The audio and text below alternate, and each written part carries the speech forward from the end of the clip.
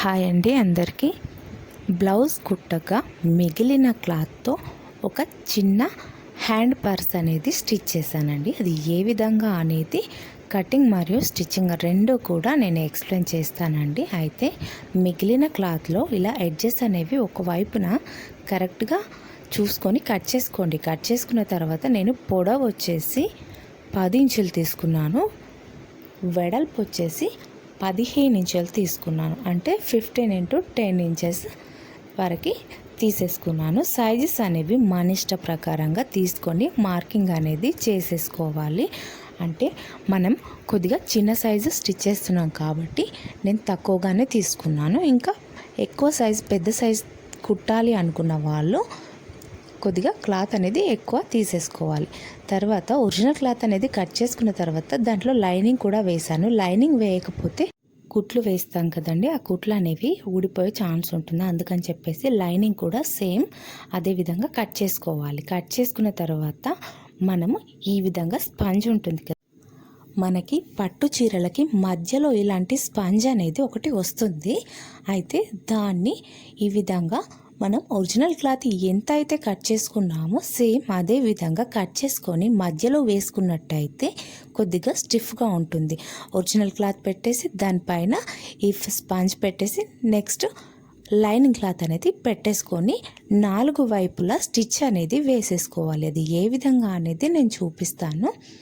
అయితే ఇలా నీట్గా పరిచేసుకోండి. 3 కూడా కరెక్ట్గా సర్దేసుకొని కరెక్ట్ మెజర్మెంట్లో వచ్చే విధంగా నీట్గా సర్దేసుకున్న తర్వాత ఇలా 4 వైపులా కూడా ఒక స్టిచ్ అనేది వేసేసుకోండి. ఒకవేళ స్టిచ్ వేయకపోతే అటు ఇటు జరిగిపోయే ఛాన్స్ ఉంటుంది. అందుకని చెప్పేసి ఈ విధంగా నీట్గా సర్దేసుకుంటూ సాఫ్ అనుకొని కుట్టయితే వేసేసుకోండి. 4 వైపులా కుట్టయితే వేసేసుకోండి. ఇది చిన్న సైజు పర్స్ కాబట్టి మనకి ఈ సైజు వరకు సరిపోతుందండి.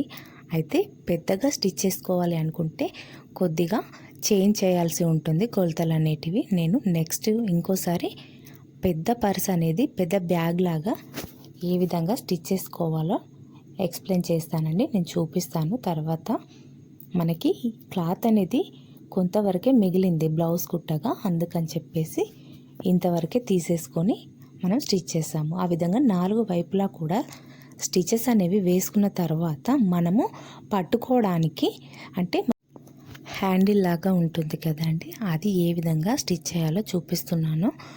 2.5 ఇంచుల వెడల్పుతో 15 ఇంచుల వరకు పొడవు తీసుకున్నాను. పొడవు అనేది కూడా అది మన ఇష్టం వచ్చినంత కూడా పెట్టేసుకోవచ్చండి. కానీ ఇక్కడ నేను ఈ పర్స్కి వచ్చేసి 15 ఇంచులు తీసుకున్నాను, ఖర్చులతో సహా కలిపేసుకొని.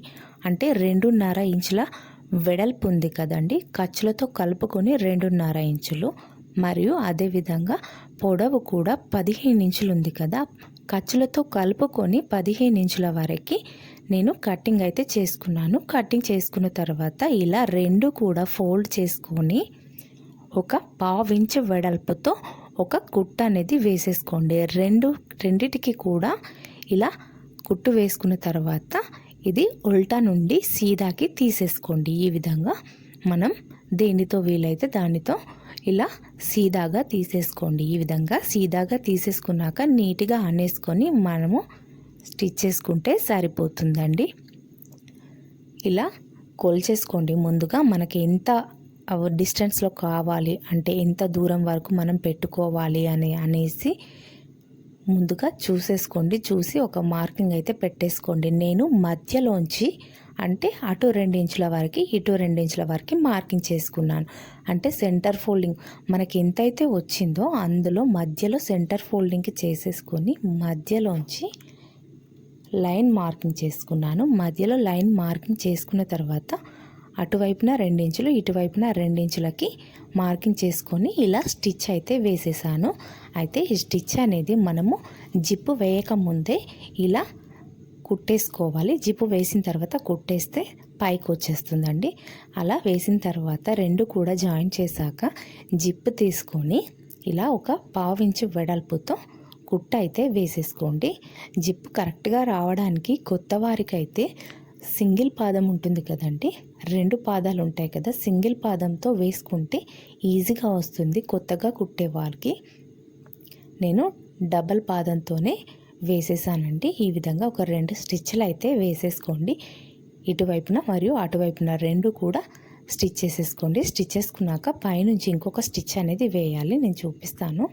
ఇలా ఓపెన్ చేసుకోండి. ఓపెన్ చేసుకున్నాక అటువైపున కూడా జాయింట్ చేసేసుకోండి. ఈ విధంగా ఇలా పట్టేసుకోండి. పట్టేసుకున్న తర్వాత పావించి వెడల్పుతో ఇంకో వైపున కూడా ఈ జిప్ అనేది అటాచ్ చేసేయండి. ఇలా పెట్టేసుకొని కరెక్ట్గా సైజ్ అనేది చూసేసుకోండి. అంటే జిప్పు మనకి ఎక్స్ట్రాగా ఉంది, కరెక్ట్ మనం స్టిచ్ చేసే పర్స్ సైజులో లేదు. జిప్ అనేది కొద్దిగా పెద్దగా ఉంది జిప్. ఆ జిప్ అనేది కట్ చేసుకుంటే సరిపోతుంది. అందుకని చెప్పేసి ఈ జాయింట్ చేసేటప్పుడు 2 కూడా సమానంగా వచ్చాయో లేదో ఒక్కసారి చూసేసుకోండి. ఇలా చూసుకున్న తర్వాత ఒక పావించి వెడల్పుతో కుట్టు అనేది వేసేసుకోండి.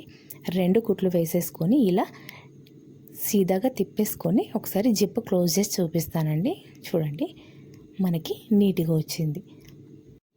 ఇంతకుముందు మనం జిప్పు దగ్గర కుట్టు వేసాం కదండి, ఆ కుట్టు దగ్గర ఖర్చులు అనేవి కనిపించకుండా, అంటే మనకు దారాలు అనేటివి బయటకి వెళ్ళకుండా ఉండడానికి ఈ విధంగా క్రాస్ పీస్తో మనం ఒక పట్టీలాగా స్టిచ్ చేసుకుంటే మనకు ఖర్చులు అనేవి బయటకు కనిపించకుండా ఉంటాయండి. అలాగే వదిలేస్తే మాత్రం కొద్దిగా చూడడానికి బాగోదు.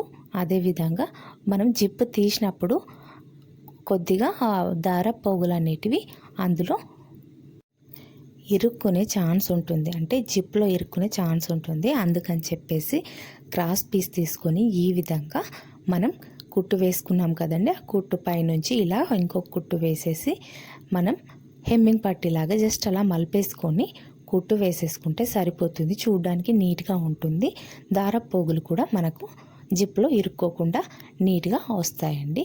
ఈ విధంగా 2 వైపున కూడా స్టిచ్ చేసుకున్న తర్వాత పట్టీ వేసాం కదా, ఆ పట్టీ పైన ఒకటి టాప్ స్టిచ్ అనేది వేసేసుకోండి. ఈ విధంగా వేసేసుకున్నారు అని అంటే చూడడానికి నీట్గా ఉంటుంది. మనకి పైన కూడా ఇంకొక కుట్టు అనేది వేసినట్టుగా నీట్గా కనిపిస్తుంది. ఇలా పైకి లేవకుండా ఉండడానికి ఒక కుట్టు అయితే 2 వైపులా కూడా వేసేసుకోండి. ఈ విధంగా 2 వైపున కూడా స్టిచ్ చేసేసేయండి. ఇలా స్టిచ్ చేసుకున్నాక 2 కూడా సమానంగా పెట్టేసుకోండి. సమానంగా పెట్టేసుకొని అటు ఇటు జరిగిపోకుండా ఉండడానికి ఇలా గుండు సూదులతో అడ్జస్ట్ చేసుకొని పెట్టేసుకోండి. మనం కింది వైపున కొద్దిగా కట్ చేయాల్సి ఉంటుంది, అంటే మనకు పర్స్ షేప్ అనేది రావడానికి ఇలా కట్ చేసుకోవాలి. లేదు అనుకుంటే మనం ఏ విధంగా అయితే ఇప్పుడు ఇక్కడ చూపిస్తున్న విధంగా డైరెక్ట్గా సైడ్ స్టిచెస్ వేసుకుంటే సరిపోతుందండి.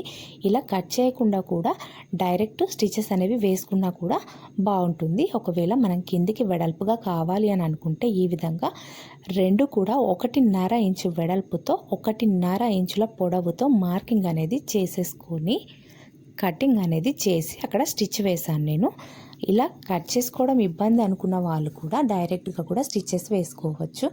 ఇలా 2 వైపులా 1.5 ఇంచుల వెడల్పు 1.5 ఇంచుల పొడవుతో మనం కటింగ్ అనేది చేసేసుకోవాలి. ఈ విధంగా అక్కడ చూపిస్తున్న విధంగా కటింగ్ చేసేసుకొని పిన్నులు అనేవి తీసేయండి. తీసేసిన తర్వాత మనకి చూడడానికి ఈ విధంగా వస్తుంది.